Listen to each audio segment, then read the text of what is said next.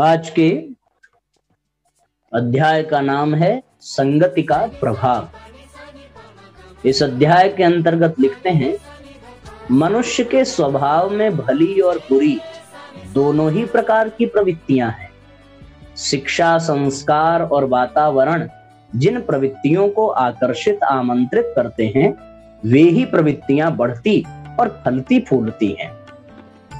शिक्षा और संस्कार जैसे स्वाभाविक निर्णायक तत्व भी वातावरण पर ही अवलंबित होते हैं और वातावरण भी वही प्रभावित करता है जिसके कि निकट संपर्क में रहना पड़ता है। वातावरण यूं एक स्थिति का नाम है। जहां जिस प्रवृत्ति के लोग अधिक होंगे, वहां वैसा ही वातावरण उत्पन्न होगा।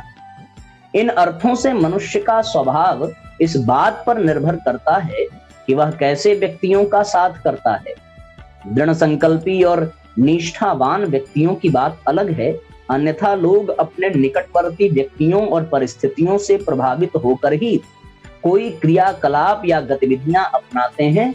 इसी कारण कहा गया है, संगति से गुण होत है, संगति से गुण जाय, बांस फांस और मीसरी एक ही भाव बिकाय।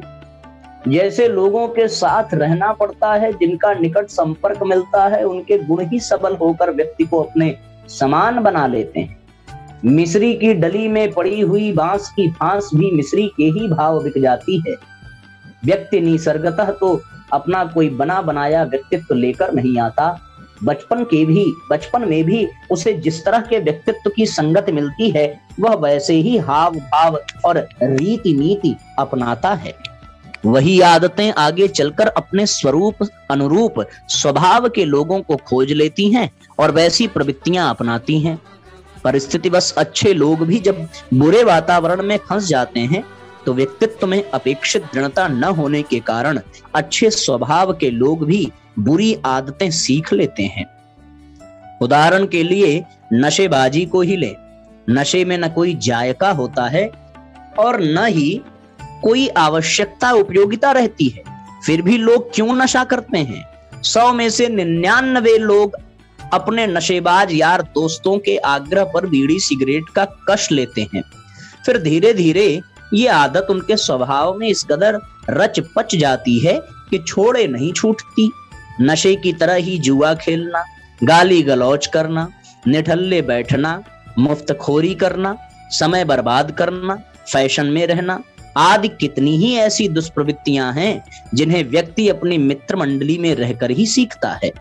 जिन व्यक्तियों के साथ हम मित्रता करते हैं, स्वाभाविक है उनकी दुष्प्रवृत्तियों से भी मित्रता करने लगते हैं और न जाने कहां कहां की गंदी आदतें सीख जाते हैं। यहां तक कि कोई आदमी व्यभिचारी या चरित्रहीन बनता है तो इससे उस पतन का 100% कारण उसकी संगति ही रहती है। अन्यथा आरंभिक जीवन में तो सभी सदाचारी रहते हैं। सामाजिकता, लोक लाज, अपमान का भय और प्रचलित मान्यताओं की पाबंदी हमारे समाज में कुछ है ही इस प्रकार की कि व्यक्ति का कुमार्गगामी होना कठिन है। कदम कदम पर इस राह पर पग बढ़ाते हुए भय, संकोच और लज्जा उत्पन्न होती है। लेकिन कुसंग में बुरे साथी मिलने पर यह लज्जा और झिझक छूट जाती है। बुरे साथियों के साथ गंदी हंसी मजाक में रुचि लेने के साथ उत्पन्न होने वाला रस दिनों दिन पतन के गर्त में धकेलता जाता है। इसके विपरीत अच्छे वातावरण में रहने और अच्छे लोगों की संगति का भी प्रभाव पड़ता है। न केवल मनुष्यों पर वरन पशु पक्षियों पर भी इसका प्रभाव स्पष्ट परिलक्षित देखा जाता है। प्राचीन काल में तो यह स्थिति हमारे लिए गौरवास्पद ही कही जाएगी कि ऋषि मुनियों के आश्रम में सिंह और गाय एक ही स्थान पर स्वतंत्र और निर्भय विचरण करते थे। आजकल घरेलू पालतू पशु पक्षियों पर भी वातावरण का प्रभाव देखा जा सकता है। घर में पिंजड़े में पाले जाने वाले तोते वही बातें करना सीख जाते हैं जो दिन रात सुनते हैं। तोते गालियां भी बकते हैं और आने जाने वालों का अभिवादन स्वागत भी करते हैं। इस आधार पर प्राचीन काल के उन विवरणों को भी गलत नहीं बताया जा सकता। क्योंकि जिस स्थान पर प्रेम और अहिंसा की सद्भावना का प्रबल प्रचंड प्रभाव विद्यमान हो, वहां कोई भी उससे प्रभावित हुए बिना नहीं रह सकता। शेर चीते सर्कस में रिंग मास्टर के भय से अनुशासित रहते हैं, प्रेम तो भय से असंख्य गुना शक्तिशाली है, उसका प्रभाव क्यों नहीं होगा। फूल टूट टूट कर जिस मिट्टी में गिरते हैं वह भी फूलों की सुगंध ग्रहण करने लगती है। चंदन वृक्ष के आसपास विद्यमान पेड़ पौधे भी चंदन की सुगंध से सुवासित हो जाते हैं। तो फिर क्या कारण है कि सद्गुणी और सज्जन व्यक्तियों के संपर्क में रहकर व्यक्ति वैसा न बनने लगे। बुरे व्यक्तियों के संग से बुराइयां आती हैं, तो यह भी निश्चित है कि अच्छे व्यक्तियों का संसर्ग करने पर व्यक्ति में अच्छी प्रवृत्तियां उभर कर आएं। सत्पुरुषों के संपर्क में मनुष्य की सत्प्रवृत्तियां निश्चित रूप से उभर कर आती हैं। सूर्यमुखी का फूल उधर मुड़ता रहता है जिधर की सूरज होता है। सुबह होते ही कमल की कली का मुंह खुल जाता है। उसी प्रकार संसर्ग के अनुरूप ही मनुष्य की अंतरात्मा में भी सत्प्रवृत्तियां और सद्गुण उभर कर आने लगते हैं। प्रश्न उठता है कि अच्छी और बुरी प्रवृत्तियां दोनों ही विद्यमान हैं और अच्छाई अपने आप में शक्तिशाली है, तो बुरे व्यक्तियों के संसर्ग से भय कैसा।